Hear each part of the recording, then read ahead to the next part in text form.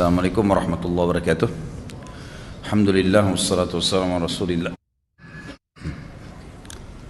Pertanyaan pertama, Ustaz, apa perbedaan antara wara' dengan ihsan dalam beribadah kepada Allah Subhanahu wa taala atau Allah Azza wa Jalla?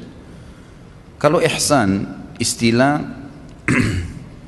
pada saat seseorang itu merasa selalu diawasi oleh Allah Subhanahu wa taala. Sebagaimana waktu Jibril AS datang bertanya kepada Nabi SAW dalam hadis masyhur, "Wahai Muhammad, beritahukan kepada saya apa itu ihsan?"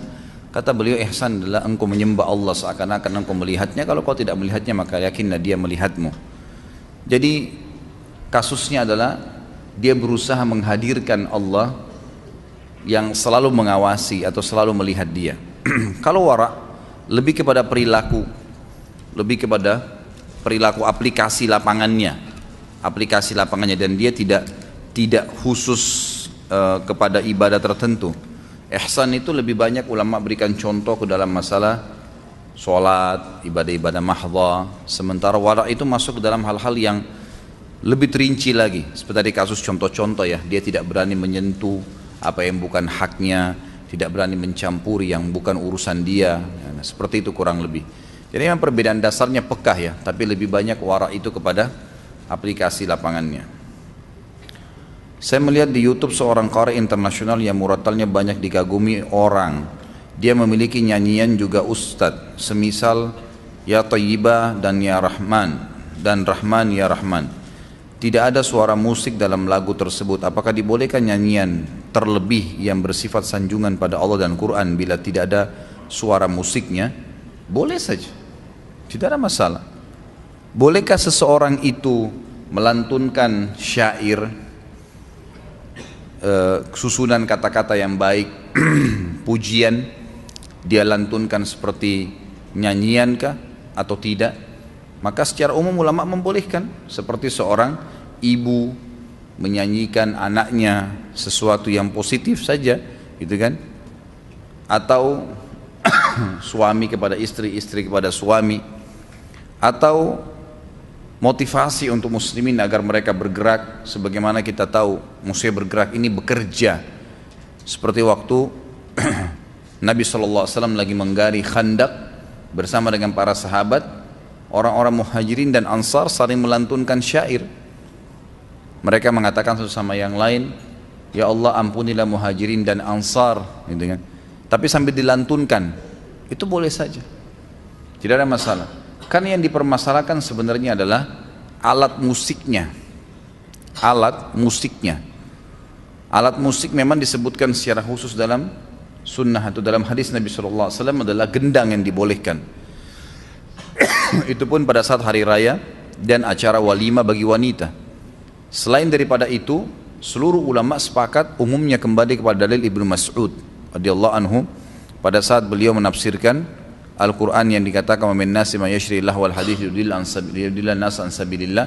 Banyak orang yang memperjualbelikan kata-kata di sini, dan beliau mengatakan demi Allah itu adalah musik ya, jadi lantunan kata-kata maksiat yang diikuti dengan alat-alat musik yang menyesatkan manusia dari jalan Allah Subhanahu wa taala. Dan Abu Bakar menamakan alat musik itu dengan mazamirus syaitan, anak-anak panahnya syaitan, gitu kan. Seperti itu. Tapi kalau lantunan umumnya tidak ada masalah. Dengan izin Allah SWT yang saya tahu tidak ada masalah. Bila ada pekerjaan di proyek dan kita dipercayakan untuk bagian belanja material, misal beli seng, biasanya kantor mengira-ngira harganya 100.000, tapi sewaktu beli kita dapat diskon jadi 90.000. Bolehkah sisa selisihnya itu milik kita? Menganggap pihak kantor tahu umumnya harga seng misalnya 100.000, namun di invoice-nya kita tetap menulisnya 100.000 bukan 90.000. Jazakallah khair. Ini berhubungan dengan wara' tadi ini. Ini wara' antum ini. Kan gitu. Diskon yang dikasih oleh tempat kita membeli seng, karena apa?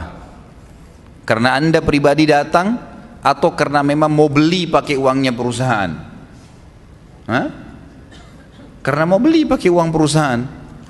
Kalau Anda datang sendiri sana, Masya Allah, Masya Allah. Waalaikumsalam warahmatullahi wabarakatuh. Ini balas dendam apa nih? Seseorang datang ke perusahaan mau belanja, dia bawa uang perusahaannya dia. Kemudian dikasih diskon. Kenapa dikasih diskon? Karena dia atau karena uangnya? Hah? Karena uangnya. Karena ada pembelian, maka dapat diskon kan? Kalau dia datang sendiri tidak bawa duit dikasih diskon. Berarti berhubungan dengan pembelian. Uangnya milik siapa? Perusahaan. Ya harus dia kembalikan ke perusahaan. Jujur. Ini tadi anggaran dikira-kira oleh perusahaan 100.000 supaya nanti tidak perlu bolak-balik. Ini uang 100.000, ini harga maksimal. Nanti dapat diskon 90.000. Punya perusahaan, sampaikan apa adanya. Ini tadi saya beli karena kita belinya banyak, sekian banyak, ya, jumlahnya didiskon 10%. Jadi dapat cuma 90.000. Ya laporkan apa adanya. Kalau invoice-nya dipalsukan, ditulis 100.000 padahal kita beli 90.000, lalu kita menganggap uang itu halal buat kita, ini tidak boleh sama sekali, haram. Tidak boleh sama sekali, uang itu haram, gitu kan? Bukan hak anda itu. Apalagi anda terikat kontrak, ya, terikat kontrak di sini. Beda kalau dalam bisnis. Saya menawarkan sebuah produk kepada seorang teman. Misal saya katakan, saya akan menjual kacamata, dompet. Dompet ini saya akan jual kepada kamu 100.000 rupiah. Ini contohnya. Mau nggak? Kita sudah tahu dompet itu harganya di pasar yang kita bisa dapatkan 70.000. Emang kita mau dagang? Sudah ada contohnya, ini contohnya. Saya jual 100.000, mau nggak? Dilihat, oh ya saya mau pesan. Gak apa-apa, dia bayar 100.000, kita kembalikan atau kita berikan barang itu, barangnya dengan harga 100.000. Nah kita sudah sepakat, bisnis lain. Tapi kalau kita bekerja menjadi pegawainya orang lain, gak boleh. Sama sekali gak boleh. Bagaimana bisa kita bawa namanya perusahaan, kita belanja dengan uangnya perusahaan, lalu kemudian kita mau ambil hasilnya? Gak boleh ini akhirnya. Ustadz, saat ini banyak sekali beredar makanan yang terbuat dari bahan berbahaya. Otomatis orang-orang jadi suka suudzon dan ragu bila ingin membeli, Ustaz. Seperti yang baru-baru ini beras terbuat dari plastik. Saya tidak habis pikir terhadap perbuatan orang-orang ini. Bagaimana pendapat Ustaz? Semoga orang-orang yang berbuat keburukan ini mendapatkan hidayah. Amin. Tentu itu karena kebodohan mereka. Mereka tidak sadar. Kenapa bisa terbongkar? Ya Allah mau bongkar itu. Allah SWT mau bongkar. Sampai di mana upaya mereka? Ada yang buat zam-zam palsu. Saya heran, subhanallah, negara kita ini paling subur memalsukan barang. Zam-zam dipalsukan, beras bisa dipalsukan dari plastik, dari mana ini? Kenapa nggak beli beras di pasar yang asli jual? Kan gitu. Abdurrahman ibn Auf radhiyallahu anhu tahu waktu itu cangkul adalah kebiasaan yang didagangkan oleh masyarakat Madinah. Dia datang ke satu toko, diambil cangkul asli, kemudian ditawarkan kepada orang-orang, dijual. Laku, besok beli 2. Begitu. Oh, uang saya cuma mampu modalnya 5 liter beras. Jual 5 liter beras saja, gitu kan? Yang asli baik. Apa kata Nabi SAW? Man ghasyana falaysa minna. Hadis sahih. Siapa yang menipu kami kaum muslimin bukan dari golongan kami. Ini termasuk ancaman dosa besar ya. Masalah menipu kaum muslimin adalah dosa besar. Nggak boleh ini hukumnya, haram. Gitu. Kalau masalah antum suudzon, jangan dimasukkan dalam bab suudzon, tapi masukkan ke bab hadar namanya, berhati-hati. Boleh. Berhati-hati boleh, terbuka pintunya dalam Islam. Tapi sangka buruk nggak boleh. Nanti gara-gara ada satu orang yang membuat beras dari plastik, antum anggap semuanya beras begitu, nggak bisa. Apalagi itu makanan pokok kita, kan bukan begitu caranya. Tapi berhati-hati iya. Misal memang kita hanya beli merek yang sudah terkenal, gitu kan? Itu lebih baik, lebih aman. Biasanya tradisi kita di Indonesia ini, karena kita ingin mau cari yang lebih murah, gitu kan? Selisihnya sedikit, kita main beli saja. Nah ini biasa yang mengganggu kualitas nih. Ayam selisihnya, kalau ayam yang hidup dengan ayam yang sudah mati, bedanya cuma sedikit. Kenapa nggak beli yang hidup? Sembelih aja langsung dilihat depan mata kita, gitu kan? Saya membandingkan antara beli ayam yang dijual yang sudah mati dan tidak jelas misalnya statusnya disembelih benar tidak secara syar'i, dengan ayam kampung yang masih hidup, selisihnya 10.000, 15.000 kadang-kadang. Mungkin ada orang merasa berat, tapi kalau saya pribadi saya menganggap lebih baik saya beli ayam yang hidup Kemudian ada beberapa teman-teman yang membantu saya di restoran, saya suruh sembelih sendiri, baca bismillah, saya ajarin caranya, kemudian dibeli. Misal, ya kita bisa berhati-hati dengan cara begitu, mencari yang lebih bagus kualitasnya, tapi tidak perlu kita bersangka buruk, karena ini membuka pintu yang dilarang kalau sangka buruk. Tapi berhati-hati boleh. Apa pendapat Ustaz mengenai Quran yang dibawakan menggunakan langgam Jawa yang baru saja diadakan di Istana Negara? Ini ngawur ini. Dari mana bisa dilantunkan dalam bahasa Jawa gitu? Matnya salah, tajwidnya banyak. Saya dengar cuplikannya, tajwidnya salah semua karena dipaksa.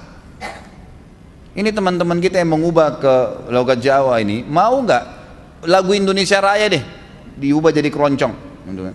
Mungkin mereka masih pertimbangkan, bagaimana bisa Al-Quran Kitabullah dimain-maini begini nih? Kenapa sih kalau dipakai tilawah Al-Quran dengan yang benar harus tampil berbeda? Nggak perlu, gitu kan? Ini Kitabullah bukan untuk dimain-maini, nggak bisa. Salah ini, gitu kan? Perilaku yang salah dan harus diingatkan. Semoga Allah berikan hidayah. Nggak boleh. Salah sekali. Dan ini kalau dibiarkan akan berkembang tuh kalau nggak diingatkan. Seperti kasus Kamal Atatürk di Turki.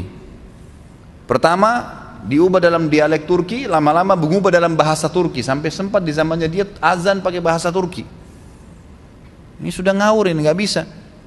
Dimunculkan fanatisme, itu kan Arab, di negara Arab. Ini bukan masalah suku Arabnya, permasalahan memang Allah turunkan dalam bahasa Arabnya, memang begitu. Dan saya sudah bahasakan itu hari, ingat, suku dalam agama Islam, ragam suku, ragam bahasa, warna kulit, itu semua variasi yang Allah ciptakan untuk membuktikan kemahakuasaannya Dia, bukan untuk kita fanatisme. Apa bedanya antara orang Arab, orang bule, orang hitam, orang Melayu? Apa bedanya? Keragaman suku. Allah ingin menciptakan wa ja'alnakum syu'uban wa qabaila lita'arafu. Kami jadikan kalian bersuku-suku, maksudnya kalian saling mengenal satu sama yang lain. Maksudnya sini saling mengenal, bisa mengetahui ini dari suku ini, oh ini dari orang Cina, oh ini orang Arab, oh ini orang bule, oh ini orang Indonesia, orang Melayu. Untuk begitu saja. Dan makna yang lain yang lebih tepat adalah agar kalian bisa mengenal kemahakuasaan Tuhan kalian. Allah mampu menciptakan beragam macam itu, bukan untuk kita fanatisme. Dalam Islam haram hukumnya kalau dia sudah mengatakan saya, aku, bangga, sombong. Siapa yang dalam hatinya sedikit saja dari kesombongan seperti biji sawi, maka tidak akan mencium baunya surga, apalagi masuk ke surga. Islam mengajarkan kita kesamaan. Tidak ada beda kecuali dengan ketakwaan. Inna akramakum indallahi atqakum. Orang yang paling mulia Allah, orang yang paling bertakwa, yang paling patuh. Gitu kan? Jadi tidak boleh dibiarkan hal seperti ini, ikhwan dan akhwat sekalian. Ini keliru. Perlu kita doakan, kita ingatkan semampunya. Ini bukan sedang menyalahkan individu ya, bukan. Dan mengingatkan secara global untuk tidak boleh dilakukan. Semoga Allah berikan hidayah. Menurut Ustadz, apakah problematika dakwah salaf di Indonesia ini mengingat budaya lebih melekat di masyarakat timbang dalil di masyarakat Indonesia? Karena memang sudah terlalu lama ya tradisi kita ini. Jadi di Indonesia ini ada satu hal yang sedikit saja sebenarnya, kalau kita perbaiki insya Allah jadi baik semuanya dengan izin Allah, mudah kok, gitu kan. Selama ini kita menjadikan tradisi kita ya, menjadi Islam. Tradisi suku ini, tradisi suku itu dimasukkan ke Islam. Seperti ada tradisi orang-orang di Indonesia, suku-suku tertentu sebelum masuk Islam mungkin mereka terbiasa dengan ilmu-ilmu hitam, ilmu sihir. Begitu masuk Islam ditarik itu ke Islam. Ada tradisi suku-suku kita di Indonesia kalau menikah perempuannya harus terbuka, ditarik ke Islam, gitu kan? Ini nggak boleh mestinya. Ini harus diubah persepsi. Lalu bagaimana Ustadz? Jadikan Islam sebagai tradisi. Itu yang benar. Tarik Islam menjadi tradisi kita. Pakaiannya, makannya, menikahnya, ekonominya, semuanya Islam. Sehingga kita punya standarisasi yang memang itu Allah inginkan. Kita berada di Afrika, berada di Eropa, berada di Jazirah Arab, sama saja. Haram babi ya haram bagi semua muslim, dari turunan manapun, gitu kan. Azan, masuk waktu sholat, semuanya sholat dan sama cara sholatnya. Sama, bukan Jazirah Arab subuhnya 3 misalnya, Indonesia 2, enggak. Semua sama, 2 rakaat sama. Berdiri di saf juga disamakan. Nah, seperti itu. Kalau saya melihat sebenarnya permasalahan dasarnya di situ. Kita belum menjadikan Islam sebagai tradisi kehidupan, tapi kita jadikan tradisi kita sebagai Islam, dimasukkan ke dalam Islam. Maka akhirnya berwarna-warnilah Islam itu. Padahal Islam cuma warnanya satu, putih saja, terang benderang. Nggak ada kegelapannya Islam itu. Halalnya jelas, haramnya jelas. nggak ada sesuatu yang butuh diragukan, semuanya jelas bagi kaum. Yang penting mereka mau belajar. Kalau menurut saya Allah alam itu yang paling mendasar yang harus diperbaikin. Jadi bagaimana kita menjadikan Islam sebagai tradisi kita. Kenapa Ustadz Sunnah tidak memiliki majelis ta'lim tersendiri Ustadz? Sebagian orang berpendapat Ustadz Salaf itu tidak suka berbaur. Majelis ta'lim seperti apa maksudnya? Menurut saya semua ustadz-ustadz sudah berusaha untuk memiliki majelis ta'lim, gitu kan? Kalau mungkin yang dimaksud mereka tidak punya sebuah basis untuk berkumpul, ini termasuk poin yang saya akan bahas nanti di hari Sabtu itu. Jadi memang ada hal-hal mendasar. Teman-teman kalau mau cari pahala, sekarang ini kesempatannya nih. Ada ustadz-ustadz kita yang sudah paham sunnah, mereka memang memiliki kapabilitas ilmu yang bagus. Kenapa nggak dikeroyokin untuk dibuatkan sebuah markas Islam, pesantren, Islamic Center, ada yang wakafin tanah, ada yang bangunin masjid, ada yang apa. Jadi mereka bisa fokus ke satu tempat kalau itu yang dimaksudkan. Dan itu kesempatan amal jariah. Dia bisa mencetak kader-kader dai dari tangan dia, itu luar biasa, gitu kan? Kalau ada seorang figur alim, kita tahu bagaimana kira-kira ilmunya dia, bagaimana pengaruhnya ke masyarakat, bagaimana dia bisa membakar iman setiap muslim, bagaimana mereka bisa membuat orang-orang pada taubat. Kalau dengan hadir ke majelis ta'lim dia bisa buat itu, bagaimana kalau dia punya sebuah basis tempat yang didatangin oleh orang-orang banyak, atau dia kader orang-orang yang seperti dia menjadi dai. Misal seorang ustadz yang faham, yang bagus ini punya 50 atau 100 orang kader saja dai yang menimpa, yang mengambil ilmunya. Itu bagaimana jadinya kalau 100 orang seperti dia menyebar 1000 orang. Itu memang sebenarnya hal yang sangat baik gitu. Jadi saya lihat ada upaya dari itu dari teman-teman, cuma memang belum fokus gitu kan. Karena mereka masih kadang-kadang harus bercabang antara pendapatan yang dia harus secara duniawi dan juga dia harus ya fokus untuk mengajar. Tapi insya Allah ke depannya dengan izin Allah akan ada. Kalau dikatakan ustadz-ustadz yang faham sunnah tidak berbaur itu keliru. Bagi saya itu sangat keliru. Saya mengetahui bagaimana teman-teman tuh gerilya berdakwah ke sana sini dengan macet, dengan hujan, dengan naik motor. Itu satu hal yang sudah dilakukan dengan sangat luar biasa. Mengenai mati syahid, disebutkan beberapa diantaranya adalah mati terbakar, tenggelam, terbentur, sakit di perut dan lain-lain. Apakah orang yang buruk akhlaknya ternyata akhir hidupnya berakhir tenggelam misalnya, apakah mutlak syahid? Karena saya pernah baca artikel juga tidak dianjurkan berdoa untuk berharap mati dalam keadaan seperti itu, karena ditakutkan belum bertaubat karena sifatnya itu sekejap atau dadakan dan proses kematiannya sangat menyakitkan. Ini sangat variatif pertanyaannya kalau menurut saya. Satu-satu saya akan jawab. Di sini pertanyaan pertama yang saya tangkap adalah, apakah mutlak orang yang mati tenggelam itu dihitung syahid walaupun tadinya buruk akhlaknya? Manusia tidak ada yang sempurna. Sekarang saya pernah kasih contoh begini ikhwah. Ada orang pulang dari bar, muslim, mabuk, tabrakan mati. Pertanyaannya, saya pernah tanya kepada jemaah saya, apakah orang ini mati syahid? Muslim, keluar dari bar, mabuk, tabrakan. Apakah dia mati syahid? Jangan ragu jawab, mati syahid. Dia mati syahid. Tapi ustaz dia dari bar kemaksiatan. Tapi dari mana kita bisa jamin? Mungkin sementara dia di mobil sebelum tabrakan sempat tobat berapa menit itu. Berapa banyak orang yang begitu?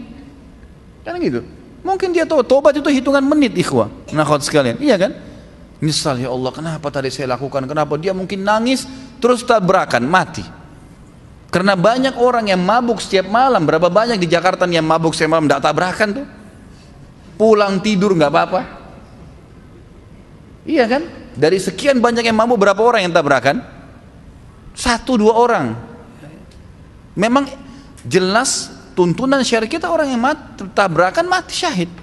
Tetapi kata para ulama dipertemukan juga dengan keadaan ya, hal-hal yang memang dalam agama bisa menolak syahadah itu. Seperti misalnya orang dalam keadaan kafir, orang itu munafik, lain. Tapi kalau cuma ahli maksiat kan gitu, atau akhlaknya buruk, apalagi akhlak buruk ini dinilai secara individual. Misal saya secara pribadi karena nggak suka, dia kadang-kadang nggak tegur saya anggap akhlaknya buruk, lalu kemudian dia mati tabrakan misalnya, atau tenggelam, lalu saya bilang dia tidak syahid karena akhlaknya buruk. Nggak bisa, tolok ukurnya dari mana? Anda yang menilai pribadi. Mungkin saja itu dia tidak tegur, mungkin dia lihat ada maslahat. Mungkin saya pernah waktu kemarin baru bimbing umroh ini, saya balik, ada satu jemaah saya berpapasan dengan saya, subhanallah. Saya kalau tidak salam dia nggak tahu. Assalamualaikum Pak. Baru dia balik, Ustadz, gitu. Baru dia balik. Berpapasan di Masjid Nabawi. Subhanallah, saya terus bertanya, kenapa ya Bapak ini nanti saya tegur baru dia tegur. Ada apa sebenarnya? Dia duduk dengan saya pada saat lagi makan di restoran di hotel di Madinah. Kemudian saya sempat ngobrol-ngobrol tentang masalah operasi lasik. Saya kan pernah pakai kacamata dulu, kemudian saya operasi di Malaysia, alhamdulillah berhasil gitu kan. Kemudian saya bicara, dia pakai kacamata orangnya. Setelah bicara masalah lasik, dia bilang akhirnya, Ustadz, saya ini kalau dari jarak dekat, apalagi kalau jauh nggak ngelihat orang. Coba bayangkan ya, jadi dia bukan tidak mau tegur, kita nggak boleh langsung suudzon dengan orang. Ternyata dia nggak lihat, dan saya memang tetap cuma bertanya, kenapa orang ini ya? Tapi tetap saya ramah, saya nggak ada masalah. Sampai Allah akhirnya berikan gambaran kepada saya, ternyata memang dia tidak lihat. Dia bilang, itu waktu Ustadz tegur saya di masjid. Kalau Ustadz nggak tegur, saya nggak dengar suaranya, saya nggak lihat. Padahal kalau kita lihat seperti orangnya normal gitu kan. Jadi subhanallah, dari mana tolok ukur buruk atau tidaknya orang ini? Kalau cuma dari kita pribadi dan hanya karena ada masalah individual itu tidak bisa jadi patokan, gitu kan? Kita lihat global perilaku orang itu, global perilaku orang itu. Jadi Allah alam, yang saya tahu pertanyaan kalau orang tenggelam dikatakan apakah mutlak itu syahid? Iya saja. Pertanyaan yang saya paham dari pertanyaan ini yang kedua adalah, kalau seandainya di sini ada artikel yang mengatakan tidak boleh orang berdoa agar mati dalam keadaan seperti itu. Memang betul. Jangan bilang ya Allah matikan saya tenggelam, matikan saya terbakar. Memang begitu. Tapi kita dianjurkan mengatakan ya Allah matikan saya syahid. Itu betul. Kata Nabi SAW dalam hadis sahih, man talaba syahadata bisidq ballagahu Allahu manazila syuhada wa in mata ala firashi. Siapa yang minta kepada Allah dengan tulus mau mati syahid, tulus memang dia berharap mati syahid, nanti masalah apakah dia terbakar, tenggelam kah, membela kehormatan di medan perang kah, kena penyakit kusta kah, kena penyakit perut, macam-macam mati syahid itu urusan Allah SWT. Yang penting saya mau mati syahid ya Allah, gitu kan. Kalau dia tulus minta, Allah akan berikan kepada dia kedudukan pahala nanti di surga, di akhirat. Orang mati syahid walaupun dia mati di atas ranjangnya, memang itu fadilah, kita disuruh. Tapi memang jangan minta khusus kecuali mati di medan perang. Kalau mati di medan perang memang itu sudah umum, gitu kan. Nabi SAW memotivasi sahabat untuk supaya mati di kancah peperangan, itu lain. Tapi kalau jenis ini syahadah yang lain ini, saya tahu ulama mengatakan sebaiknya jangan disebutkan ya gitu. Misal minta agar mati kebakaran atau agar mati dalam kondisi tenggelam.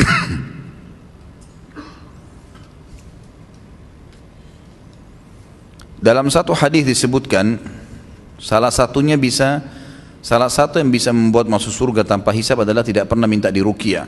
Banyak yang berbeda pendapat akan masalah ruqyah tersebut. Apa yang dimaksud ruqyahnya itu minta jampi-jampi semisal ruqyah syirkiyah. Namun ada juga yang berpendapat memang ruqyah syariah biasa, karena menurut mereka kalau kita meminta di ruqyah tandanya kita tidak bertawakal terhadap Allah Subhanahu wa taala. Mutlak ini pendapat jumhur ulama, bukan khilaf terlalu banyak sebenarnya. Jumhur ulama mengatakan ini maksud adalah ruqyah yang tidak syar'i. Karena ruqyah artinya bacaan yang ditiupkan, gitu kan? Jadi semua yang ditiupkan bacaan termasuk jampi-jampi para dukun itu memang dikatakan ruqyah dalam bahasa Arab, makanya dikatakan ruqyah syariah.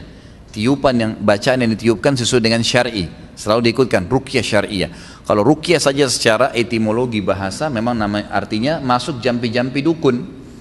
Sesuai dengan sabda Nabi SAW yang lain, ar-ruqa wat tamaimah wat tiwala syirkun. Ar-ruqa adalah jamak daripada ruqyah. Jampi-jampi yang ditiupkan, benda-benda yang digantungkan di badan, gelang, kalung dan seterusnya, itu bisa membawa orang pada syirik. Tapi kalau ruqyah syariah bukan, itu pengobatan. Nabi SAW pernah diruqyah oleh Jibril alaihissalam. Kalau sudah ada perilaku Nabi SAW yang mencontohkannya, berarti dibolehkan seseorang untuk melakukannya. Jadi yang dimaksud adalah ruqyah yang tidak syar'i, itu yang dimaksud. Makanya kalau kita fahami hadis benar-benar apa kata Nabi SAW, 70.000 dari umatku masuk surga tanpa hisab, mereka yang tidak bertatayur, larang kan ya, menggantungkan nasib sama benda. Tatayur itu seperti orang Arab dulu kalau mau safar, mereka taruh bulu burung di dalam sebuah kotak, lalu mereka tulis bulu pertama safar, bulu kedua tidak safar, bulu ketiga kosong. Lalu mereka tebak-tebak aja, menarik. Kalau keluar bulu yang tertulis tidak safar, berarti mereka harus tidak berangkat, karena kalau berangkat akan kena bala dan musibah. Itu keyakinan mereka. Ini nggak boleh, tatayur namanya. Kalau Indonesia saya sudah pernah kasih contoh, tangan kanannya gatal mau keluar duit, tangan kiri mau dapat duit, matanya kedap-kedip di atas mau senang dan di bawah mau sedih, alisnya, kuping nggak tahu apa sudah macam-macam. Ini semua tidak boleh tatayur. Itu berarti larangan ya. Kemudian mereka yang tidak bertato, larangan lagi kan ya? Tato memasukkan tinta ke dalam tubuh dan merusak kulit. Kemudian mereka yang tidak minta diruqyah. Bertemu nggak ini? Kan yang dua ini larangan ya? Paham ya maksudnya? Sekarang yang pertama tadi tidak bertatayur, tidak bertato, tidak minta diruqyah. Jadi ruqyahnya ini berhubungan dengan dua larangan yang pertama. Artinya yang tidak dibolehkan, gitu kan? Faham maksudnya? Lalu Nabi SAW tutup mengatakan dan mereka hanya bertawakal kepada Tuhan mereka. Tapi tiga larangan ini masuk. Jadi tidak minta ruqyah sesuai dengan dua potongan yang pertama, tatayur dan juga tato. Memang larangan, artinya ruqyah yang tidak syar'i. Apakah mendawamkan surah-surah tertentu seperti surah Al-Waqi'ah, Ar-Rahman di pagi dan sore hari, atau surah Al-Mulk sebelum tidur, ada perintah atau sunnahnya? Kalau surah Al-Waqi'ah, Ar-Rahman, Al-Mulk memang setahu saya termasuk bagian daripada surah yang dibaca oleh Nabi SAW.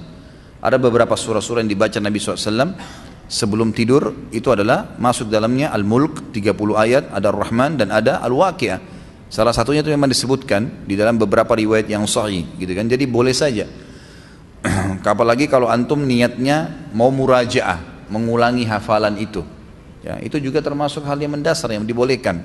Kalau surah Al-Mulk sebenarnya secara khusus memang secara mutlak itu, karena hadisnya memang menyebutkan ada 30 ayat dalam Al-Quran yang akan memberikan syafaat kepada pembacanya sampai dia masuk ke dalam surga. Itu adalah surah Al-Mulk, surah Al-Mulk. Saya mendengar berita bahwa Pangeran Qatar akan menyerang Suriah atau Bashar, tapi jubir Hizbullah Syiah Faiz Syakir berkata apabila Suriah diserang maka mereka Hizbullah akan menyerang Mekah, Madinah, Jeddah. Bagaimana ya Ustaz? Oh, itu memang sudah pastilah orang-orang Hizbullah akan mengatakan itu. Hizbullah kan kelompok Syiah memang yang dibentuk, memang militannya, memang militernya Syiah yang dipersiapkan untuk menyerang kaum muslimin. Wajar saja dia mengucapkan masalah itu. Tapi insya Allah, Allah subhanahu wa ta'ala akan memberhentikan kezaliman yang terjadi di Syria itu. Itu sudah melampaui batas. Semoga Allah subhanahu wa ta'ala akan membinasakan mereka. Kemanakah untuk menginfakkan harta riba yang sesuai dengan sunnah? Ke fasilitas umum. Fasilitas umum, ya, sumur, jalanan, WC umum, buat jembatan, itu dibolehkan. Itu fatwa ulama yang terakhir ya. Itu pun di saat memang bunga riba antum besar. Kalau tidak ditarik, malah nanti disalahgunakan oleh perbankan. Kalau bunga ribanya 20.000, 30.000, untuk apa ditarik? 100.000, 200.000, nggak usah pusingin itu. Biarin aja dipotong. Kalau memang ada di bank konvensional, biarin aja dipotong dengan biaya-biaya yang mereka pakai, gitu kan? Itu nggak ada masalah, dan tidak usah diganggu-gugat. Jadi yang fatwa ulama sekarang dibolehkan itu karena adanya beberapa pengusaha di Saudi yang punya rekening, mereka punya usaha, masuk di saham-saham besar, perusahaan besar di Amerika, ternyata pemilik perusahaannya orang-orang Yahudi, dan ini boleh bertaamul dengan orang-orang muslim dalam Islam, sebagaimana Nabi SAW bertawun dengan beberapa orang-orang Yahudi di Madinah dulu. Lalu mereka punya bunga-bunga, dan bunganya ini bisa sampai ratusan ribu dolar, jutaan dolar bunganya saja, karena uangnya sudah sangat besar. Kalau tidak diambil, khawatirnya Yahudi pakai untuk membunuh saudara-saudara di Palestina. Maka diambil, dikatakan oleh para ulama, diambil saja dan digunakan untuk fasilitas umum. Salat subuh berjamaah di masjid yang imamnya membaca doa kunut. Saya sebagai makmum tidak mau membaca doa tersebut. Doa apakah yang harus saya baca? Mohon penjelasannya Ustaz. Baca saja, ikutin imam. Kenapa enggak ikut? Ikuti imam dan niatkan kunut nazilah. Saya memimpin sholat di dekat rumah saya. Alhamdulillah ada musola kecil, bukan masjid. Pas di sebelah rumah saya sholat di situ. Kalau subuh saya imamin. Saya sekarang ini kunut nazilah. Dan saya katakan kepada teman-teman yang biasa ikut sama saya sholat di masjid itu, saya bilang, kalau saya jadi imam dari subuh, duhur, asar, maghrib, isya, saya akan jalankan sunnah Nabi SAW sekarang untuk kunut nazilah. Umat Islam butuh itu. Nabi SAW waktu terbunuh 70 penghafal Al-Quran dari sahabat, beliau membaca kunut selama sebulan di 5 waktu sholat. Jadi bisa diniatkan untuk kunut nazilah. Apalagi sekarang kaum muslimin memang sangat terdesak.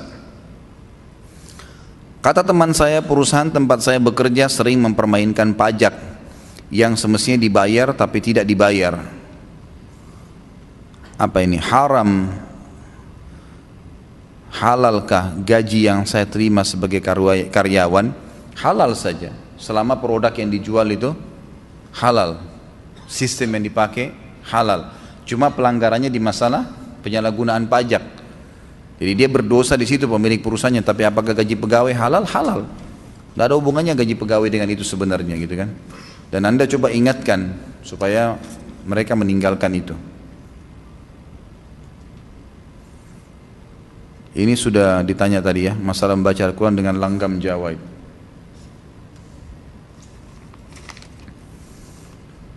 Al-Baqarah 2 surah nomor 2 ayat 238.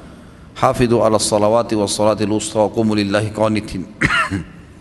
Artinya peliharalah salatmu dan peliharalah salat wusta. Berdirilah untuk Allah dalam salatmu dengan khusyuk. Pertanyaannya, apa yang dimaksud dengan salat wusta? Apakah ada keistimewaan dari salat tersebut? Kenapa arti beberapa surah dalam Al-Quran sering menggunakan kata kami? Kenapa tidak ditulis Allah langsung saja tunggal? Karena secara etimologis bahasa Indonesia kami itu bisa diartikan bersifat majmu'. Apakah memang arti di bahasa Arab itu kami atau nahnu? Apa artinya? Sering orang kafir mencoba mengganggu dengan pertanyaan ini. Mengapa Al-Quran sering menggunakan kata kami? Bukankah kami itu artinya majmu'? Mohon penjelasannya Ustaz. Kalau pertanyaan pertama tentang masalah sholat usta, ini yang lebih kuat atau paling kuat pendapat ulama adalah sholat asar. Sholat asar. Usta artinya pertengahan. Kita lihat di awal pagi dan pertengahan pagi ada duhur, ada subuh dan duhur. Kemudian di awal malam dan akhir malam ada maghrib dan isya. Maka asar ada di tengah-tengah. Maka ulama mengatakan usta yang dimaksud adalah sholat asar. Dan juga ada hadis Nabi SAW yang lain, siapa yang ketinggalan sholat asar, khusus ya, sholat asar, maka seakan-akan dia kehilangan seluruh harta dan keluarganya. Sekali kehilangan sholat asar, maka dia begitu luar biasa rugi. Seperti dia punya istri, anak, mati semua, hartanya semuanya habis. Hadis ini menguatkan tentang masalah asar yang dimaksud karena memang penting sekali, dikhususkan. Disuruh jaga semua sholatmu dan fokus terutama sholat pertengahanmu, maksudnya adalah asar.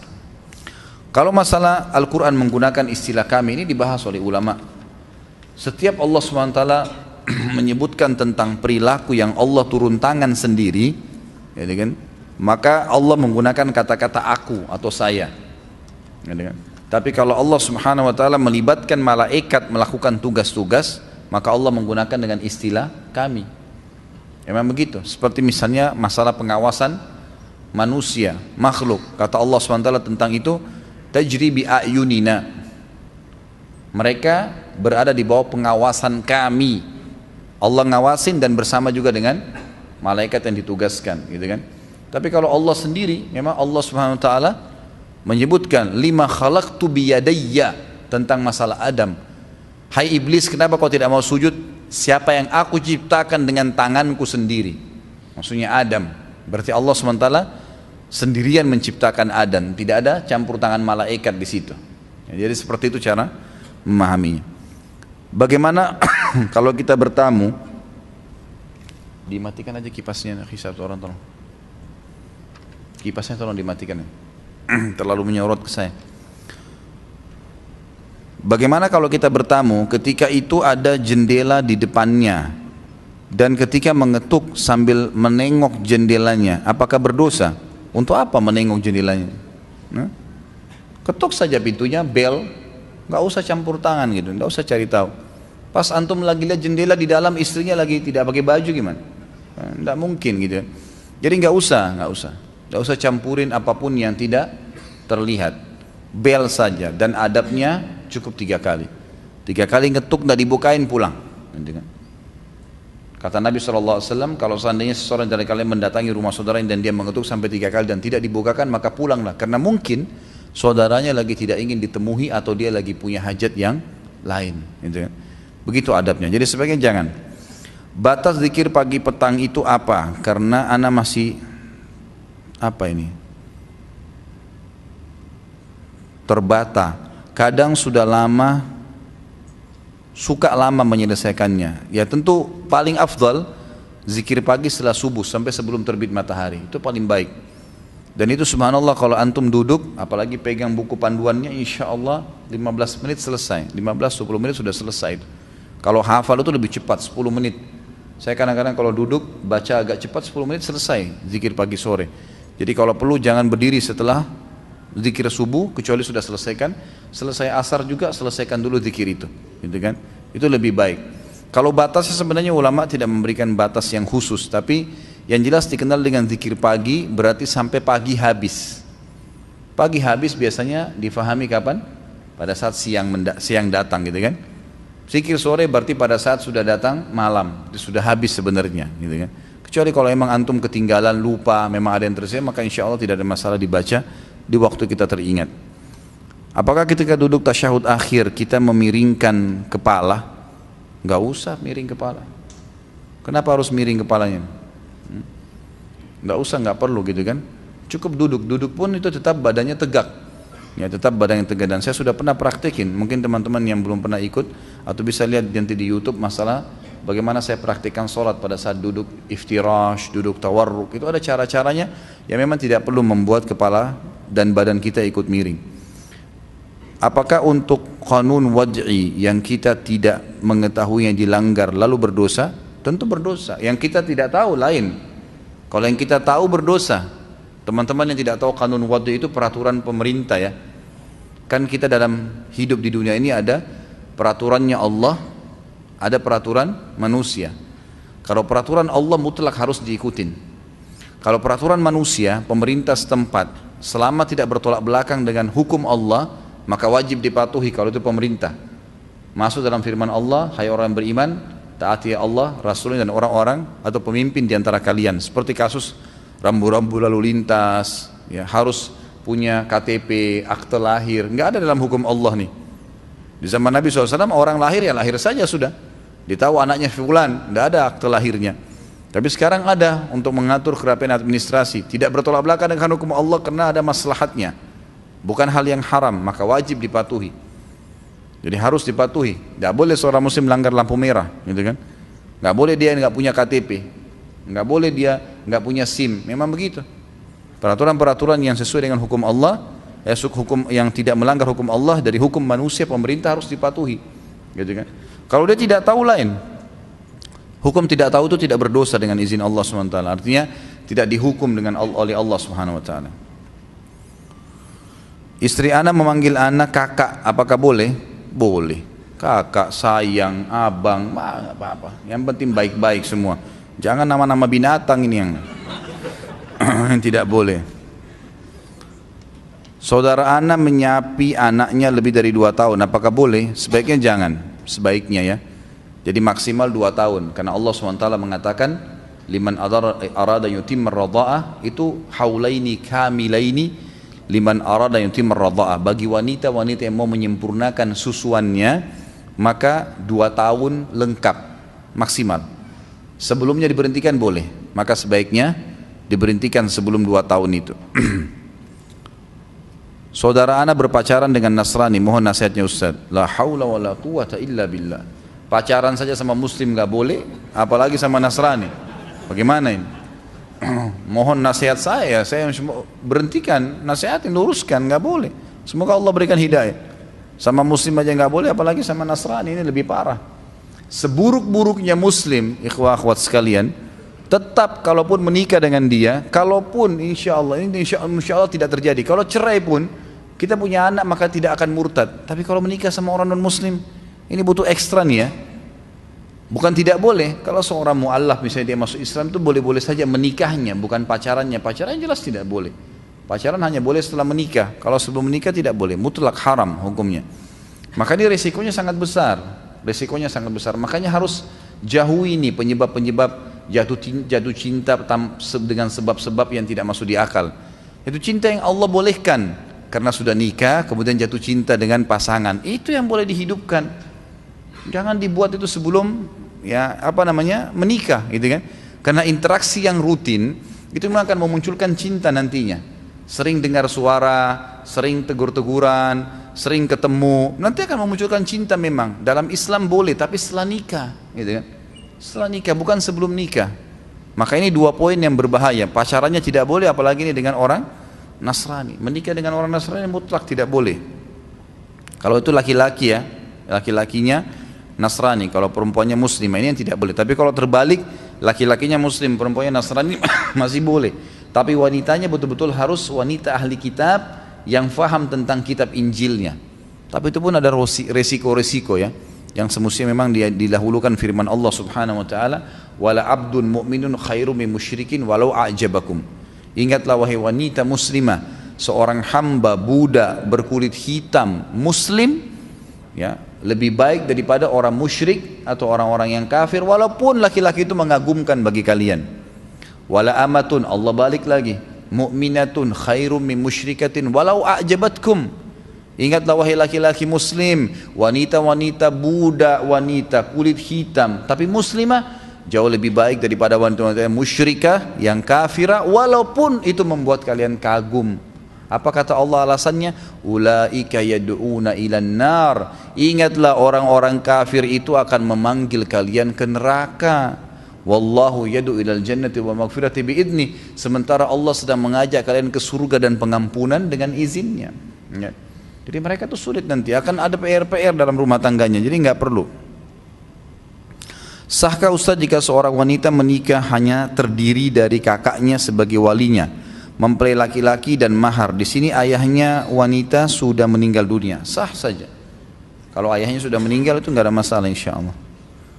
Untuk wanita hamil dan menyusui jika tidak berpuasa pada bulan Ramadan, maka dikenakan qadha puasa.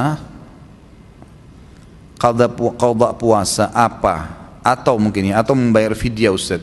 Ini khilaf di antara ulama. Yang lebih afdal dia menggabungkan keduanya. Jadi kalau dia misalnya tidak bisa memang puasa, kalau dia bisa puasa alhamdulillah. Kalau dia tidak bisa puasa, nanti kapan dia sudah selesai melahirkan, sudah sehat, dia bayar puasa dengan bayar fidyah, itu lebih baik. Dia puasa dengan dia bayar fidyah. Fidyah itu 2,5 kilo beras per hari. Tinggal dikali jumlah hari yang tidak bisa. Ada pendapat yang lebih ringan, ini juga boleh dipakai. Pendapat ini mengatakan kalau hamil, menyusui, gitu kan. Memang ada udzur syar'i yang membuat dia tidak bisa, karena kalau dia puasa kurang makan, anaknya nggak bisa disusuin. Kalau dia tidak makan, tidak minum susu, dia nggak kuat fisiknya. Ada beberapa wanita yang tidak bisa. Maka ini cukup dibayar dengan fidyah. Masuk sama dengan hukumnya orang tua yang tidak mampu. Orang tua yang tidak mampu.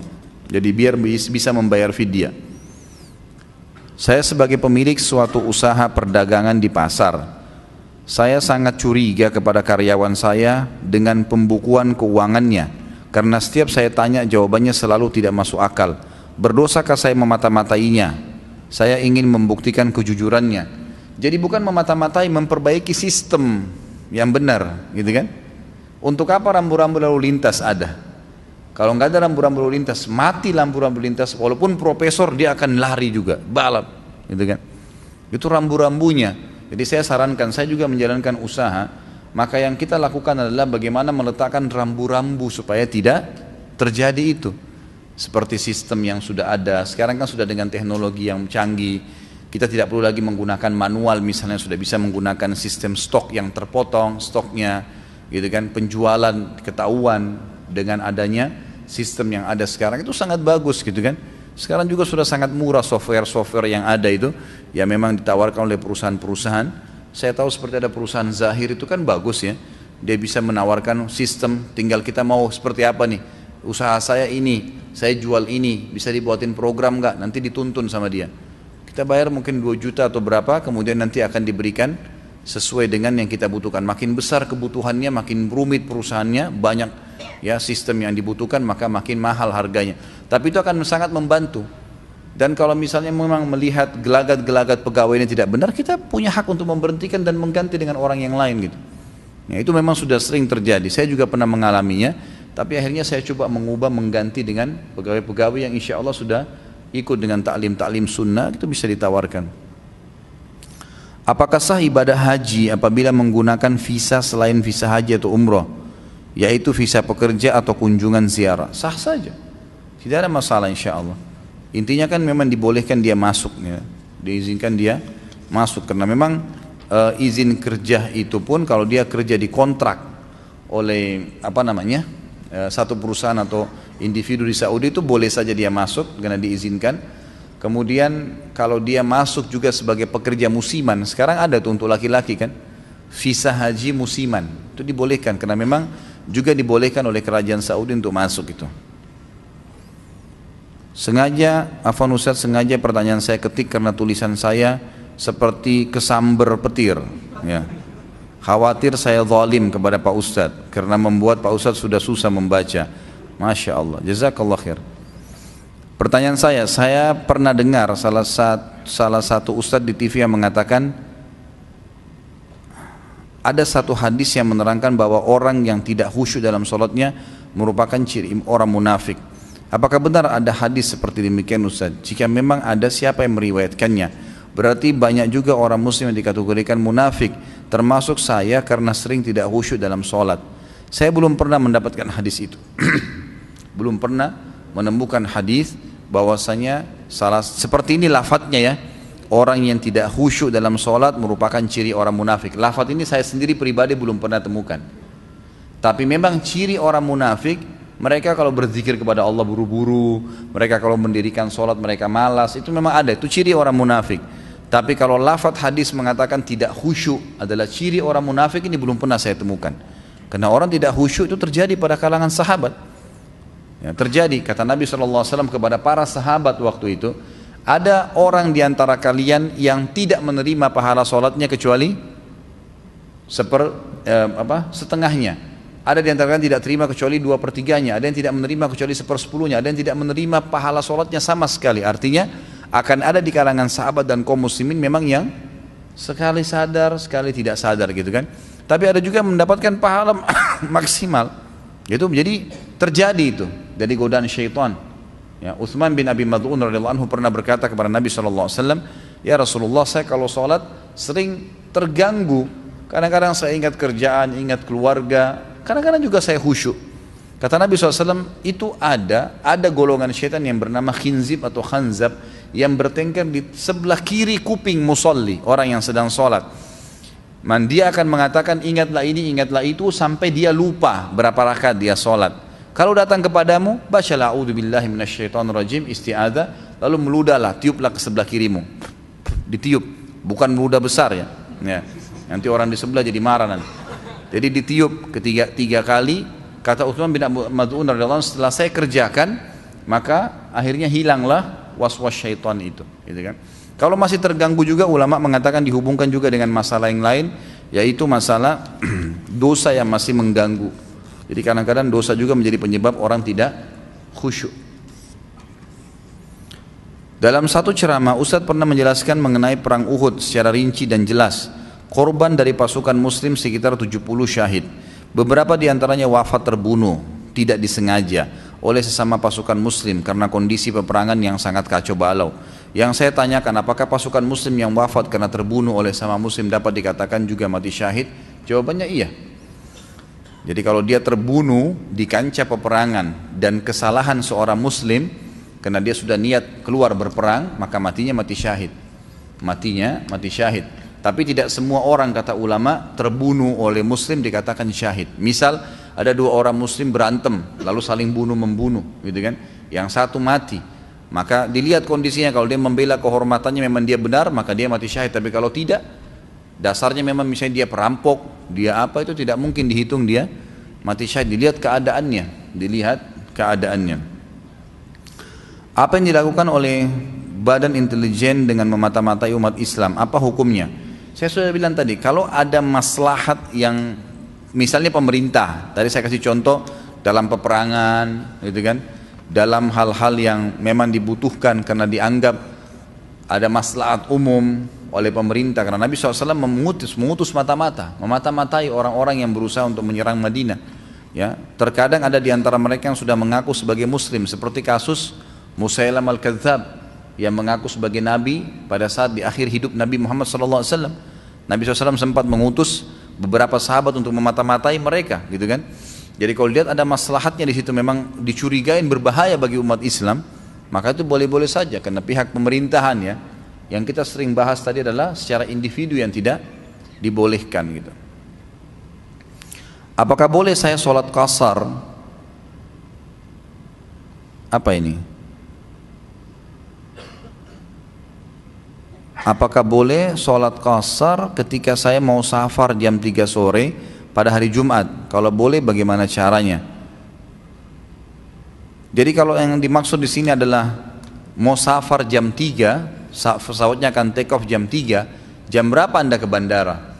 Kalau Anda ke bandara dari sebelum duhur, gitu kan, sebelum Jumat maksud saya, maka boleh saja. Ya, Anda sebenarnya lebih baik menjamak duhur dengan asar nanti di bandaranya, di waktu duhur ditarik, itu lebih aman. Ada juga pendapat ulama, walaupun ini masih selisih ulama ya, bolehkah menggabungkan antara asar sama Jumat? Kalau hadir Jumat, bolehkah Jumat kemudian dia langsung jamak dengan asar? Pendapat pertama mengatakan tidak boleh karena belum pernah dalam riwayat Nabi SAW mempertemukan antara Jumat sama asar. Jadi selalu kalau Nabi SAW musafir, Jumatnya digugurkan oleh beliau SAW. Beliau selalu sholat duhur gitu kan. Maka duhur sama asar digabung. Jadi belum pernah ada riwayat yang menjelaskan Nabi SAW Jumat dulu kemudian dijamak dengan asar. Tapi pendapat kedua mengatakan hukum Jumat sama dengan hukum duhur. Dia Jumat atau duhur sama saja. Intinya memang boleh dijamak dan qasar karena dia termasuk pengganti duhur gitu kan. Dan ini insya Allah masih terbuka pintunya untuk dikerjakan. Kalau saran saya lebih baik kalau mau safar jam 3 di waktu duhurnya pada saat keluar rumah, ya sudah keluar dari tempat tinggal kita, itu sudah jamak. Saya sudah pernah jelaskan ya, pendapat ulama membolehkan kalau seseorang mau safar, begitu dia keluar dari rumahnya, mau ke bandara misalnya, lalu dia mampir ke rumah orang tuanya, salaman misalnya, pamit, ternyata pada saat itu terdengar azan. Bolehkah dia menjamak pada saat itu masih dalam kotanya? Boleh, asal sudah keluar dari tempat tinggalnya. Ini diantara pendapat ulama berhubungan dengan masalah sholat safar. Bolehkah melihat HP anak? Boleh saja. Kalau anak ya, kena dibawa tanggung jawab. Ya, sama tadi dengan pemerintah yang melihat ada maslahat, itu lain. Kalau memang dibawa tanggung jawabnya dia. Tapi kalau saran saya, kita harus membiasakan diri dan biasakan anak-anak untuk tidak memata-matai. Gak usah periksa, gak usah diperiksa, gitu kan? Tapi boleh ditanya, nak tadi ada apa? Atau kita mengatakan, nak ini bagus diaplikasikan, dimasukkan, ini harus seperti ini. Kalau kita lihat depan mata sesuatu yang salah, barulah kita luruskan. Ya, itu lebih aman, lebih baik. Sehingga anak itu terbiasa dengan memang tahu kalau pendidikan orang tuanya tidak memeriksa atau tidak memata-matai. Gitu. Supaya tidak terwariskan selalu kalau dia pun sudah menikah nanti. Apabila saya seorang HRD membaca lamaran pelamar ternyata di CV tidak tercantum agamanya apa. Kemudian saya cari tahu di Facebooknya, apakah itu boleh? Kalau masalah agama boleh saja. Tapi kenapa nggak ditanya langsung? Kenapa nggak ditelepon misalnya? Gitu kan?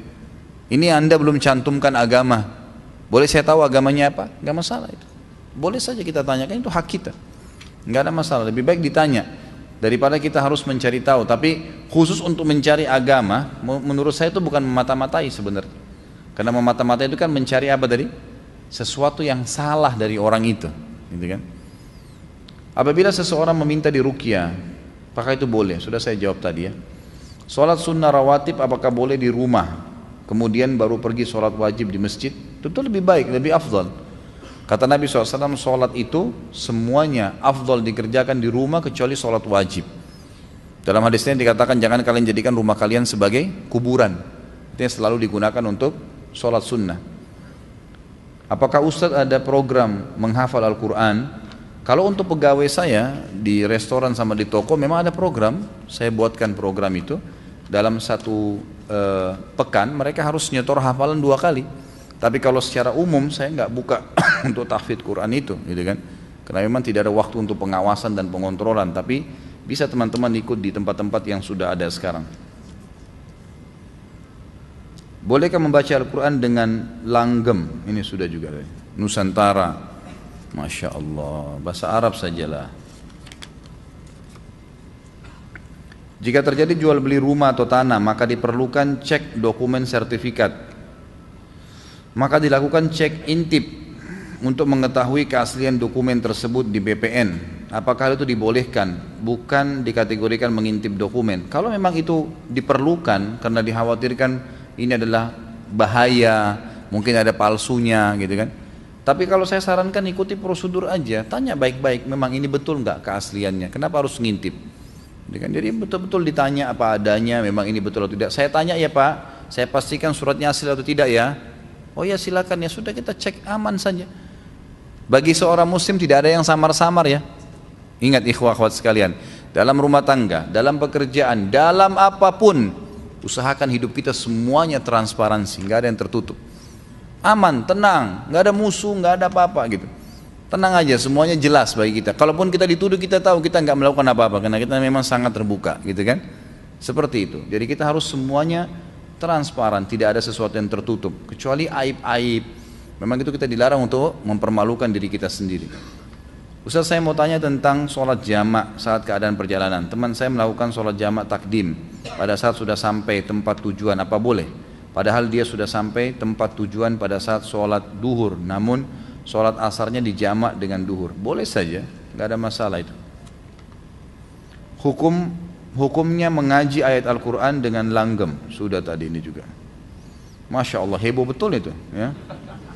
Nggak usah dipedulikan lah, dengar saja Syekh Sudes, dengar yang lain, nggak usah itu dilihat terus. Nanti makin heboh nanti di YouTube itu, makin banyak ya nilainya, nggak usah. Bagaimana hukumnya ketika dalam sholat berjamaah pada saat tahiyat akhir ada makmum yang melakukan sujud lama sekali, padahal imam takbir dan sudah tahiyat akhir? Bukankah sebagai makmum gerakan kita harus mengikuti imam dan tidak boleh mendahului dan sengaja melambatkan gerakan? Tentu di sini khilaf di antara ulama. Yang paling ringan pendapat Imam Syafi'i rahimahullah yang mengatakan bolehnya makmum terlambat dari gerakan imam tapi maksimal 3 gerakan. Gerakan tidak meninggalkan gerakan yang ketiga. Misal kita lagi takbir, lagi membaca Al-Fatihah misalnya, gitu kan? Imamnya sudah ruku, Al-Fatihah kita belum selesai. Dalam mazhab Syafi'iyah dia selesaikan Al-Fatihahnya, gitu kan? Walaupun imamnya sudah ruku, imamnya sami Allahu liman hamidah, dia masih punya kesempatan menyelesaikan Al-Fatihahnya. Tapi dia harus ruku sebelum imam sujud. Kan itu, sebelum pindah ke gerakan yang ketiga dari gerakan dasar yang dia lakukan. Tapi kalau jumhur ulama mengatakan dia sudah harus berhenti. Jadi pada saat imamnya Allahu Akbar, dia Allahu Akbar, sami Allahu liman hamidah, sami Allahu liman hamidah, dia berdiri gitu loh. Jadi dia ikuti imamnya sesuai dengan sabda Nabi SAW, innama ju'ilal imam liyutamma bihis shalah. Jadi yang saya ketahui Allahu alam, tidak usah terlalu lama sujudnya ya dalam sholat berjamaah, kecuali imamnya memang cepat sekali ya. Misalnya imamnya itu ada yang tidak faham agama atau tidak faham sunnah Nabi SAW, dia Allah Akbar buru-buru, antum belum baca sekalipun dia sudah bangun. Nah itu antum bisa pertahankan bacaan 1-3 kali baru berdiri, itu nggak ada masalah. Tapi yang dimaksud sini yang saya tangkap, orang ini memang lama sujudnya gitu kan, sementara imam sudah tahiyat. Nah, ini tidak boleh. Yang lebih kuat pendapat jumhur tidak boleh. Dia harus segera mengikuti imamnya. Masalah dia mau lama sujud, dia mau lama bacaan lebih tumakninah, nanti dia sholat sunnah sendiri. Insya Allah itu tidak ada masalah. Mohon nasihat Ustadz, kantor mengajukan saya untuk bekerja di kantor klien. Untuk itu pihak HRD mengirim CV saya ke klien untuk direview dan akhirnya disetujui oleh klien. Ternyata pihak kantor merubah CV asli saya dan dimodifikasi agar masuk kriteria yang dibutuhkan klien. Seperti merubah masa kerja saya menjadi 3 tahun, aktualnya 2 tahun, merubah posisi dan jabatan saya, dan saya diminta untuk mengaku sebagai karyawan tetap padahal status saya karyawan kontrak. Apakah gaji yang akan saya dapat dari pekerjaan ini halal Ustadz? Karena mengetahui akan kebohongan dan manipulasi data tersebut, saya takut apa yang akan saya dapat ini adalah harta haram. Tentu kalau Anda tahu dari awal nggak boleh, haram, tolak, gitu kan? Tolak. Saya sudah bilang, tinggalkan kebohongan, tidak boleh, apapun alasannya. Kata Nabi SAW, lazimi kejujuran walaupun depan mata kalian kehancuran. Disuruh dusta nih oleh perusahaan, kalau kau nggak berusaha saya pecat lebih baik, gitu kan? Nabi Yusuf alaihissalam disuruh pilih zina dengan tuannya atau masuk penjara, dia nggak peduli, padahal dia tinggal zina saja enak-enak.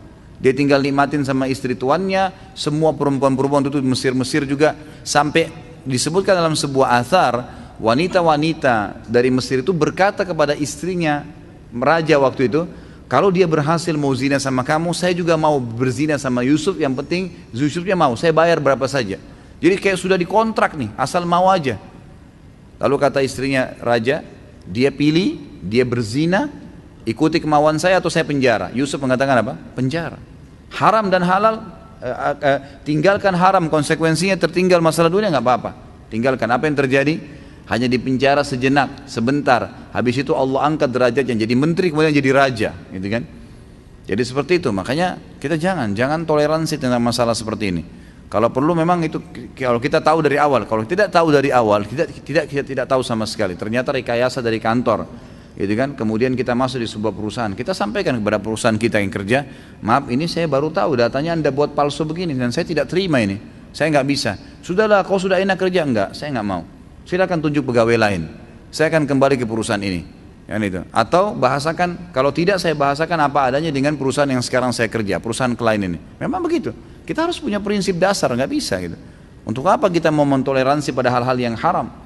Ya, daripada kita masuk ke dalam neraka gara-gara hal seperti ini, bahasakan. Kalau dia tetap tidak mau, kita bahasakan ke klien, ini sebenarnya datanya itu seperti ini loh. Saya ini seperti ini, saya ini seperti ini. Tapi saya bisa menunjukkan kualitas kerja. Kalau diterima ya sudah, alhamdulillah. Kalau enggak ya sudah, nggak ada masalah. Terus saya berhenti di perusahaan saya, Ustaz. Ya Allah, pemberi rezeki Allah, bukan pimpinan perusahaan kita. Kenapa kita selalu kurung diri kita di situ? Saya sudah bilang kan, jangan kurung diri kita di bingkai kehidupan yang kita buat sendiri. Saya kalau tidak minum kopi ke pagi hari, kepala saya pusing bener nanti, gitu kan. Saya kalau tidak nikah sama orang ini, saya gila bener nanti, gitu kan. Gak usah, ya dobrak itu. Insya Allah Allah pemberi rezeki. Amalan-amalan apakah yang dapat menghapus dosa-dosa besar? Taubat nasuha, gitu kan. Yang saya maksudkan adalah dosa-dosa selain berbuat syirik dan durhaka kepada orang tua. Taubat nasuha tentunya. Taubat, tinggalkan dosa itu. Dan saya sudah bilang tadi, kalau dosa itu berhubungan dengan Allah, taubat nasuha. Kalau berhubungan dengan makhluk, diikuti dengan ya mengembalikan haknya. Pak Ustaz, apa hukumnya menggunakan fasilitas perusahaan untuk kepentingan pribadi dan keluarga? Kalau perusahaan bolehkan silahkan. Misal Anda punya jabatan tertentu, lalu kemudian dikasih fasilitas mobil, ini silahkan pakai fasilitas mobil. Masya Allah, fasilitas mobil dikasih, gitu kan? Oleh perusahaan dikasih, silakan pakai. Memang untuk dipakai, tidak dikasih syarat. Misalnya ini hanya untuk dipakai dari rumah ke kantor ya, maka boleh dipakai, terserah untuk kebutuhan keluarga. Atau kalau mau lebih aman, tanya, ini mobil yang saya dikasih oleh perusahaan ini, saya bisa pakai untuk kepentingan pribadi enggak? Atau hanya untuk sekedar dari rumah ke kantor? Kepekaan kita bertanya, itu lebih baik, jelas. Oh enggak apa-apa kalau mau keluar, jadi saya kalau mau keluar misalnya weekend, bawa keluarga saya makan, keluar, itu boleh enggak? Oh boleh aja, enggak apa-apa, ya sudah, berarti enggak masalah, gitu kan. Tapi yang tidak boleh ikhwani, ini hati-hati ya, enggak boleh pulpen, kertas kantor dibawa ke rumah, bagi-bagi sama ponakan, bagi-bagi sama keluarga. Ini banyak di kantor saya, ini enggak boleh. Fasilitas kantor enggak bisa, gitu kan. Atau kita pakai telepon sembarangan, nggak boleh. Harus kita tahu yang mana yang boleh-bolehkan, mana yang enggak. Jadi kita bedain, dipilah. Hati-hati, itu akan ada konsekuensinya. Jadi nggak boleh sembarangan memakai fasilitas kecuali yang dibolehkan saja. Apa hukumnya bekerja di bursa saham? Ya, tergantung sahamnya. Kalau saya, Allahu a'lam, yang saya tahu pendapat ulama mengatakan boleh saja, tapi dilihat saham apa yang sedang dipertahankan, saham apa yang sedang dijual. Kalau berhubungan dengan perusahaan-perusahaan yang haram, ya haram. Kalau berhubungan dengan hal-hal yang halal, ada perusahaan halal memang dia menjual sahamnya dia, maka insya Allah itu hal-hal positif saja. Dan antum, saya tidak ngerti di dalam seperti apa, jauhi semua yang berhubungan dengan kezaliman, manipulasi data, gharar, merugikan salah satu dari dua pihak, dan riba. Tanpa sebab, tanpa apa, tiba-tiba dikenakan denda. Nah ini kalau ini tidak ada, insya Allah mudah-mudahan itu tidak ada masalah, tinggal dipertemukan saja. Pak Ustaz, di tempat saya sehabis salam biasanya salaman ke kanan dan ke kiri. Suatu hari saya sholat di tempat lain, lalu saya ingin bersalaman, tapi orang tersebut menolaknya. Apa hukumnya Ustaz? Ya sebenarnya benar, orang yang menolak untuk salaman sama Anda itu sebenarnya justru yang faham. Nah memang tidak boleh salaman secara khusus habis sholat ya, kecuali memang kita ada hajat. Jadi jangan hubungkan dengan paket zikir habis sholat. Misal teman kita di sebelah atau kita memang mau kenalan sama dia siapa namanya gitu, nggak apa-apa. Tapi kalau habis salam dijadikan sebagai paket, bahkan banyak orang belum zikir sudah langsung salaman, dianggap itu bagian daripada rangkaian sholat dan zikirnya. Ini nggak boleh, karena tidak pernah Nabi SAW bersalaman khusus habis sholat dengan para sahabat. Jadikan sebagai program gitu kan, apalagi sampai berdiri baca salawat semuanya keliling, ini nggak pernah ada sunnahnya gitu kan. Kita bukan bicara masalah salamannya, Salaman adalah ibadah, tapi meletakkan salaman sebagai paket habis sholat, kita harus tahu kiai kita kerjain nggak Nabi Muhammad SAW. Kita punya guru dan kiai harus diikutin gitu kan, supaya nggak salah, karena dia utusan Allah Subhanahu Wa Taala, dan apa yang kita ikutin yang beliau lakukan dan tinggalkan apa yang beliau tidak contohkan, maka akan diterima oleh Allah Subhanahu Wa Taala. Itu berarti sesuai dengan apa yang Allah mau. Dan jangan sampai menambah-nambah ibadah, karena Nabi Muhammad SAW tidak meninggal dunia kecuali sudah menyampaikan semua yang Allah inginkan. Ya, kalau orang yang nambah-nambah ibadah ini sama, dia bilang, maaf Rasulullah, saya lebih tahu daripada anda. Ya, Rasulullah sudah sampaikan. Kalau diingatkan Rasulullah nggak kerjakan, akhi nggak apa-apa. Loh kok nggak apa-apa? Nabimu, kiaimu nggak kerjain, kamu bilang nggak apa-apa, nggak boleh dong. Gitu. Harusnya kita tidak boleh menambah, karena kalau terbuka pintu ini, setiap orang muslim bebas mengerjakan apa yang dia mau, maka apa yang tertinggal dari agamanya Allah, gitu kan? Jadi tentu tidak ada. Gitu. Mohon tipsnya Ustadz untuk selalu bisa menahan amarah dalam segala hal. Fahamin pertama, marah itu bagian daripada larangan agama. Jadi kan sebagian ulama mengatakan emosi dan marah yang bukan ada penyebabnya, bukan karena agama, maka itu bagian daripada dosa, tidak dibolehkan. Gitu kan?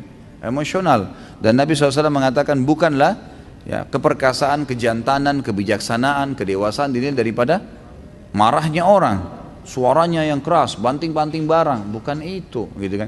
Kata Nabi SAW, tapi kedewasaan, kebijaksanaan, ya, keperkasaan dinilai daripada pada saat orang itu bisa mengontrol emosinya. Jadi tips saya yang pertama adalah fahami itu larangan dalam agama. Tips yang kedua, hindari semua pemicunya. Apa saja pemicu? Pemicu marah itu dijauhin.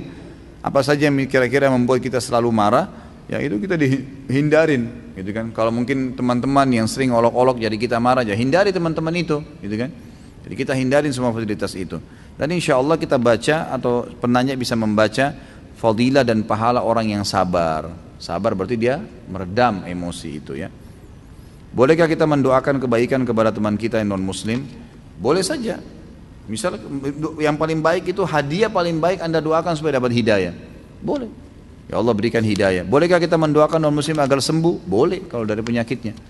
Gak ada masalah, kita doakan. Yang tidak boleh kita mendoakan kalau dia sudah meninggal dalam keadaan kufur lalu kita doakan, ini yang tidak boleh setahu saya.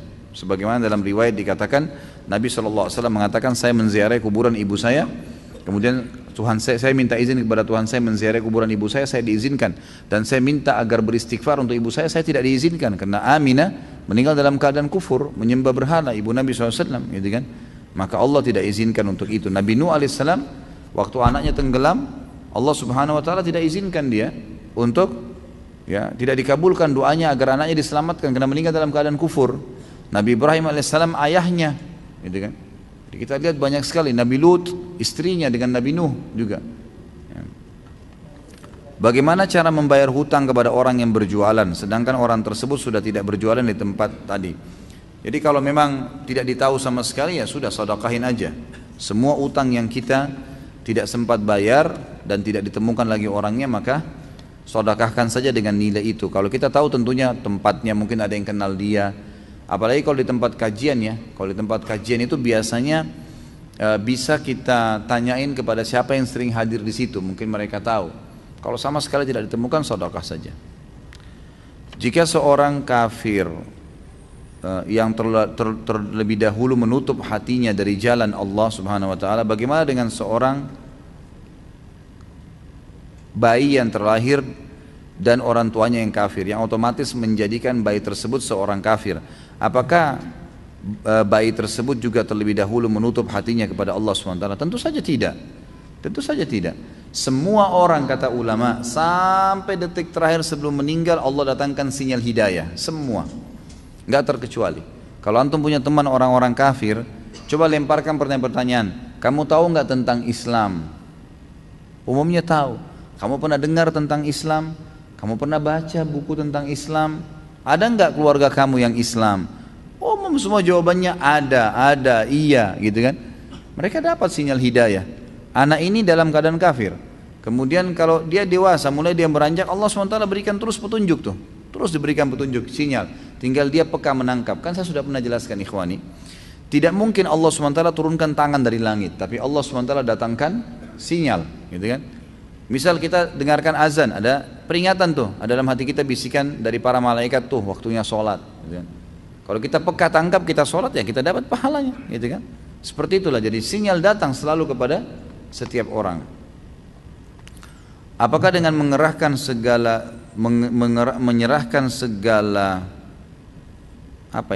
puji hanya untuk Allah SWT adalah cara yang paling tepat untuk kita bisa berbuat ikhlas? Tentu saja, ya, tentu saja. Kita semua segala satu karena Allah itu adalah ikhlas. Ustaz, saya pernah mendengar dikarenakan doa para alim ulama yang menunda Allah untuk menurunkan azabnya. Tolong perjelas di suatu negara, tolong perjelas. Tentu saja ya, apa saja yang dibacakan oleh orang-orang mukmin berdoa itu menjadi penyebab.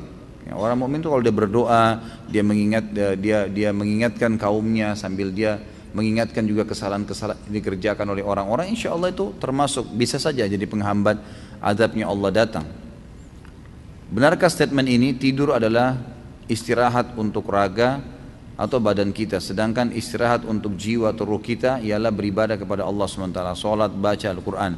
Saya tidak pernah tahu kalau masalah istirahat, tapi yang saya tahu nutrisi, ya. Makanan untuk tubuh jelas bagi kita, kita selalu kejar tuh, jadwalin makan pagi, makan siang, makan malam. Ruh kita yang di dalam badan juga punya makanan, dan makanannya dia adalah agama, ilmu, iman, amal saleh.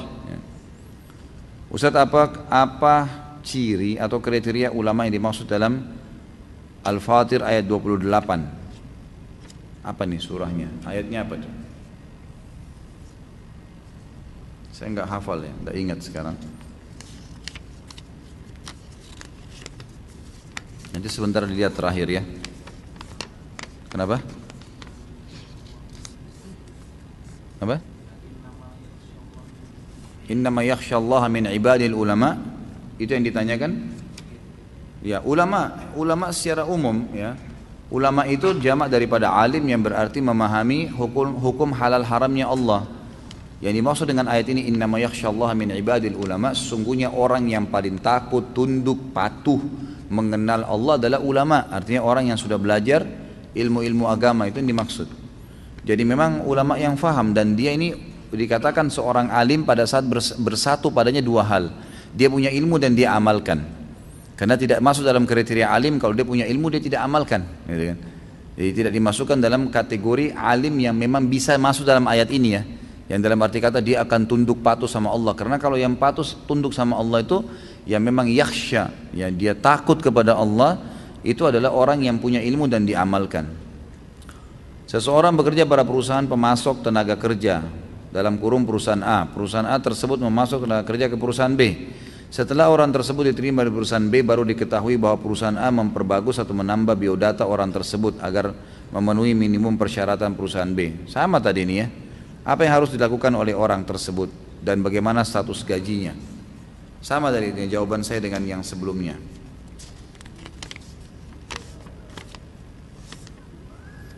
Ustaz, bagaimana hukumnya berjualan kue untuk hari raya non-muslim? Saat ini kami berjualan kue berdasarkan pesanan, yang mana ada kolega kami non-muslim yang memesan kue kami untuk disajikan pada hari raya mereka. Mohon nasihatnya Ustaz. Setahu saya tidak boleh. Setahu saya tidak boleh, karena kita tidak boleh mendukung apapun yang berhubungan dengan ibadah mereka. Tidak boleh. Kata Nabi SAW, ya, man tasyabaha biqaumin fahuwa minhum. Siapa yang ikut-ikutan dengan satu kaum, dalam arti kata mendukung semua yang berhubungan dengan kaum itu yang salah, maka dia golongan dari orang itu. Itu pertama. Kemudian juga Nabi SAW mengatakan dalam hadis lain, hadis sahih riwayat Imam Ahmad, kalau ahli kitab Yahudi Nasrani sedang beribadah, jauhilah, karena laknat Allah sedang turun kepada mereka. Ini hadis sahih, gitu kan? Jadi memang kita dilarang. Allah alam. Yang saya tahu lebih baik jangan ya, ambil pesanan orang-orang Muslim atau orang non Muslim tapi yang sifatnya tidak berhubungan dengan ibadahnya. Kita punya rumah makan, non Muslim pesan makanan untuk dia makan pribadi, untuk keluarganya, ini tidak ada masalah. Tapi kalau sudah berhubungan dengan acaranya maka tidak boleh. Berkenaan dengan uban yang Ustadz sampaikan, bagaimana dengan kedudukan hadis bahwa uban akan menjadi cahaya pada hari kiamat, hadis Abu Daud? Enggak bertolak belakang kan? Enggak bertolak belakang. Artinya tadi kita sebutkan uban itu kalaupun ada, dia akan menjadi cahaya hari kiamat. Ya, itu tidak bertolak belakang. Nabi SAW punya 3 lembar uban, itu akan jadi cahaya. Kalau antum maksudnya adalah lebih baik uban semua daripada rambut hitam, nah ini mungkin bahasan sendiri gitu kan. Yang kita lihat adalah bagaimana Nabi SAW secara kondisi fisiknya begitu ya, secara kondisi. Dan pernah Abdullah bin Umar radhiyallahu anhuma, beliau memiliki jenggot ya, yang sebagian lembarnya berwarna putih. Lalu Nabi SAW suruh untuk diberikan warna-warna merah ya, ke warna merah dan bukan warna hitam, sehingga tidak kelihatan putih itu. Dari Nabi SAW seperti itu berlakunya yang saya tahu. Anda memiliki usaha di bidang kuliner, yang mau Anda tanya, kalau untuk karyawan sistem pemberian tunjangan kesehatannya bagaimana Ustaz? Karena kalau BPJS kan belum halal. Yang saya tahu Allahu alam, antum lowongkan saja persentase bulanan untuk kesehatan ini, atau kalau tidak maka pada saat dia sakit gitu kan, ditulis di akad kerjanya, kalau sampai pegawai ini sakit dan membutuhkan biaya maka akan ditanggung oleh perusahaan, atau ditanggung oleh perusahaan 50% kah gitu kan, kalau ada operasi, kalau ada enggak. Kalau sakit-sakit ringan ya dia biayai dirinya sendiri. Itu yang saya tahu, yang saya bisa beritahukan. Karena kalau ngikutin asuransi maka bahasanya kemana-mana lagi nih kan itu. Cukupkah istighfar dan bersyukur sebagai obat hati, atau atas semua kesalahan yang lalu? Allahu alam, yang saya tahu untuk mengobati hati cukup insya Allah, mudah-mudahan ya. Artinya dengan istighfar berarti mengakui kesalahan, dengan bersyukur maka insya Allah itu satu hal yang positif, insya Allah cukup untuk mengobati penyakit hati. Bagaimana balasan Allah? Tentu ini juga dengan dikeluarkan penyakit-penyakit hatinya ya, biar juga banyak istighfar, biar juga banyak bersyukur. Tapi kalau penuh dengan hasud maka sama saja. Sama tadi kalau ruangan itu, ini ada tulang-tulangnya, makanan bekasnya dibersihkan nih, tapi jendela sama pintunya dibuka, ada lagi sebentar, sejam kemudian kotoran lagi, maka sama aja gitu kan. Bagaimana balasan Allah terhadap dosa yang telah lalu dalam konteks sebab dan akibat? Apakah akan dihabiskan di dunia atau akan disisakan di akhirat nanti? Tentu kalau dia taubat bersih, udah nggak ada.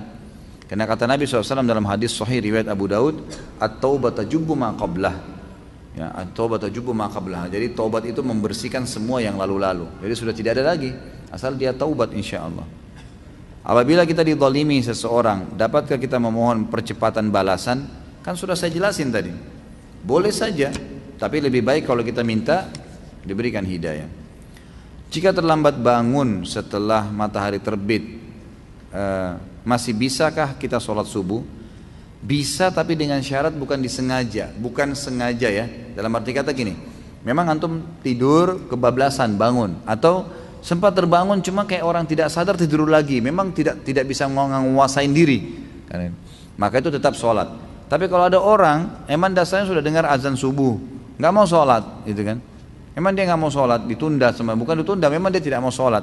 Mungkin setelah terbit matahari di kantornya, terus kemudian teman-temannya pada cerita semalam ada pengajian begini, terus dia sadar, oh iya ya berarti harus sholat ya. Nah kalau dia mau sholat subuh lagi udah nggak boleh, karena dia sengaja tinggalin tadi. Kalau tidak sengaja ditinggalin insya Allah bisa. Bagaimana cara agar hati tetap bersih sementara ada orang-orang yang terus menguji kita supaya hati kita jadi kotor? Ya, saya bilang tadi, batasi hubungan sama mereka.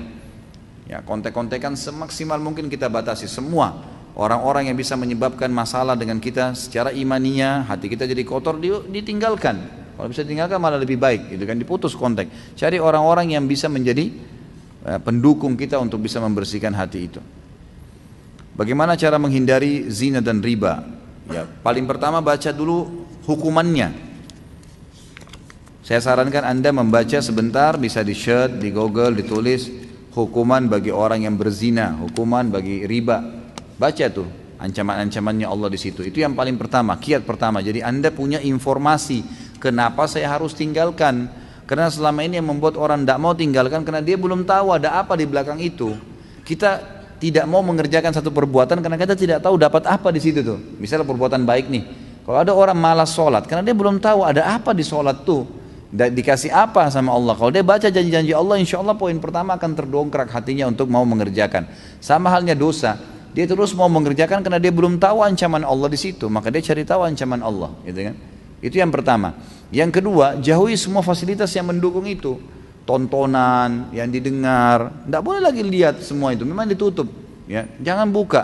Karena Allah mengatakan a'udzubillahi minasyaitonir wala taqrabuz zina, jangan dekatin zina itu. Jangan mulai SMS, jangan mulai telepon, jangan mulai nanya, enggak perlu, sudah tutup aja, gitu kan. Udah selesai, tutup, memang begitu. Dan insya Allah kata Nabi SAW, man taraka syai'an lillah abdalahu khairan min. Siapa yang meninggalkan sesuatu karena Allah, Allah akan gantikan yang lebih baik.